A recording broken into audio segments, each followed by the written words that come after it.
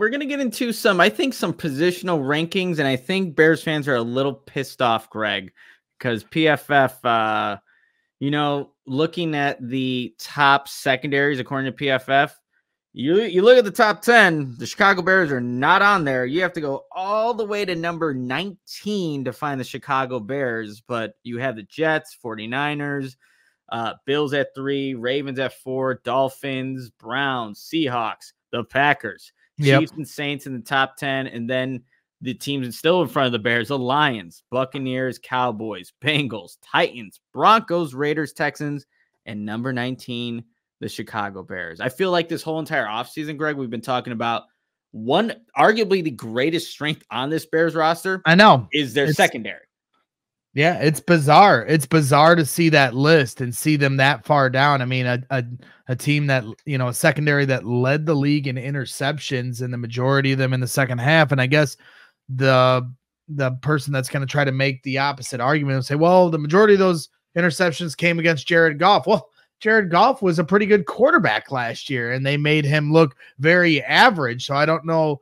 I understand they got some of their interceptions in bunches in some of those games, but at the same time, I don't understand how that can be a detriment to take somebody that's a 4,000-yard passer and then, have them throw multiple interceptions in games against you and say that that's a knock against the fact that you may or may not be a good defense. I don't see it. It makes very little sense to me. I mean, if we look at that list one more time, Steven, I'm just trying to look through the secondary, Nick, and I don't know. It just seems way too far down the list. If you want to say they're not, in the top 5, top 8, I mean, you're going to say the Packers secondary is definitively better than the Bears. I guess we should ask Tom about this because, to me, I think there's a fair argument. I mean, they're just watching those teams the last game of the season. It really felt like, there was an even wash in that regard. One team had a quarterback and an offense and a play caller with Matt LaFleur that really understood what they were doing. And the Bears offense was what it was. So, but yet, that game was still pretty close, even though the Bears couldn't move the football or get to the quarterback, which has nothing to do with the secondary. Yeah. And Jalen Johnson didn't play in that last game either. So the Bears were down their best corner. And Tyreek Stevenson was the guy out there, and you had Terrell Smith as well. But I think this is coming from PFF, so they're using their grades to kind of dictate what the where the list comes in. And look, if you look at a guy like Tyreek Stevenson, for example, did he have the best rating overall, especially early on in the season? He didn't. It was really those last 6 games where you watched Stevenson where he really turned it around for himself. So you're kind of looking at, I think, the total grades that each one of these guys had, and then you're ranking this list. And even a guy like Kyler Gordon, he missed some time, so he was probably not as high as rated as some of the other guys because, again, he's missing time. So when it all comes down to it, by the time the 2024 season is over with, Greg, I'd be very surprised if this Bears secondary, with much of it having that continuity outside of Kevin Byard, who I think is still going to be a good addition, I think they'll land well inside of the top 10. I do not see them being in that 19th rating that they're at right now. Yeah, it doesn't make any sense to me. You look at it, and I know we're going to get to our rankings here, which we should do now, but it just bottom line, and I think Bears fans, again, we always get lost in the sauce for our own team, but the hype of what this team could be and the hype of this secondary, to me, is justified.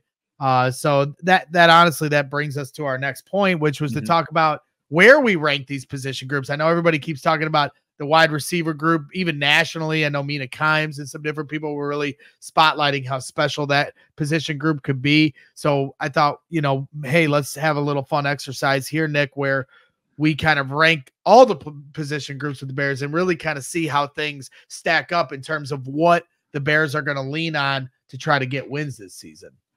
Yeah, so let's go into this. How do we want to do this? Are we going each just putting out our whole entire list and seeing how I'd they say compare? We'll start with yours, and then we'll move over to mine because I'm sure yours is much smarter than mine. I don't know about that, Greg, but here I have the Bears position groups. So we have the wide receivers. because I think you look at the trio there, and even with not the lack of depth, but the lack of proven playmakers behind those three, I still like the wide receivers as one. The second for me is a secondary. The linebackers, I'll talk about these Bears linebackers all day because of TJ Edwards and Tremaine Edmonds, what I think they can do in 2024. The tight ends, Gerald Everett with Cole Kmet, obviously, I think that's a good group. And quarterbacks, Caleb Williams, even in his rookie season, I expect him to do really good things, given all the playmakers that I have in the number 1 slot and number 3 slot, or the number 4 slot with the tight ends. Running backs, you have DeAndre Swift, and don't know what the workload's going to look like there at that position with Khalil Herbert, Roshan Johnson, and then Swift, but I still like the playmakers they have there. And then it's the trenches here, Greg, where I put defensive line here at 7 because they have Montez Sweat. And when I look at the level of playmakers when it compared to the offensive line and defensive line, I just think Sweat is the best out of those guys in the trenches. And then I still think there's just some question marks in the O-line. We don't know who's exactly going to play center. Is Nate Davis actually your right guard? And Tevin Jenkins, obviously, he's really good when he's on the field.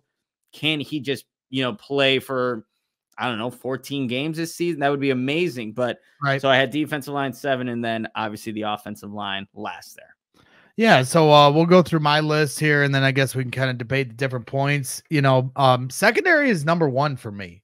I just think when you compare them and the wide receivers, both very, very good groups that we have here, some of the best position groups.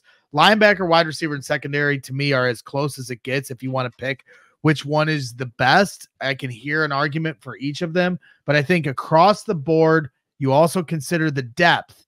Not just the top end of it, because we all understand the wide receivers might have 3 wide receiver 1s, but you look at the secondary, Jalen Johnson, a Pro Bowl corner, Tyreek Stevenson, I think is big time. You see the way he ended the season. Kyler Gordon, same thing, has a lot of potential. And then there's a lot of depth on the back end, like we were talking about last night. Jalen Jones and Josh Blackwell, guys that have started games for this team, they're way down the depth chart. You bring in Jonathan Owens. You've got Jaquan Brisker and Kevin Byard, veterans now to this team. I just think they have a lot of quality across the board, a lot of depth across the board. Then wide receivers are my second. Then I'm going to go back to linebackers, at 3, left to right. They've got everything you need. Quarterback is interesting because I've got them kind of smudged in there at 5, but I could have honestly knocked them behind running back, knocked that group behind running backs, because I'm basically just basing this off of the fact that I do think Caleb Williams is going to be good, but we don't know who he is yet. Cole Kmet, Gerald Everett, proven commodities. That's why I have that group ahead of the quarterbacks right now. But ideally, I'd prefer my quarterbacks to be ahead of my tight end and running back group in this instance. Running back, kind of same thing. DeAndre Swift, Khalil Herbert, proven commodities. I like the potential of Roshan Johnson, especially as your 3rd wide receiver on the depth chart. And then offensive lineman 7 ahead of defensive linemen, simply because to me, I know what I'm getting left to right with the offensive line. Do I know if they're going to stay healthy? No, but no team knows whether or not they're going to be staying healthy throughout the season. So I think that goes without saying for any team. The defensive line, we still have a lot of questions if Gervon Dexter is going to be the 3 technique that this defense needs, and they still don't have a pass rusher that's proven opposite of Montez Sweat. While Montez Sweat might be the best player on this team, like you guys talked about yesterday, you got to have more than that. And to me, you look at the offensive line, but the thing that scares me about this list, there are some things that they can lean on to win games, but ultimately to be champions, to be division champs, to be NFC champs, to be Super Bowl champs, you got to win in the trenches. So to have those 2 position groups for both of us at the very bottom causes some concern for me. And you know what, Greg? Go back to week 18, Bears-Packers. The Bears were absolutely destroyed in the trenches against Green Bay. So if you're looking at something that can dictate a game, couldn't get to the quarterback, couldn't get to the quarterback, couldn't protect the passer.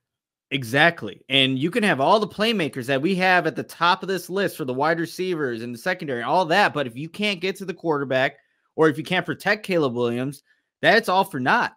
So I think that is a concern going into this 2024 season. And a lot of the teams that are making these deep postseason runs, they have stability and multiple people that they can count on in the trenches. So it is a concern.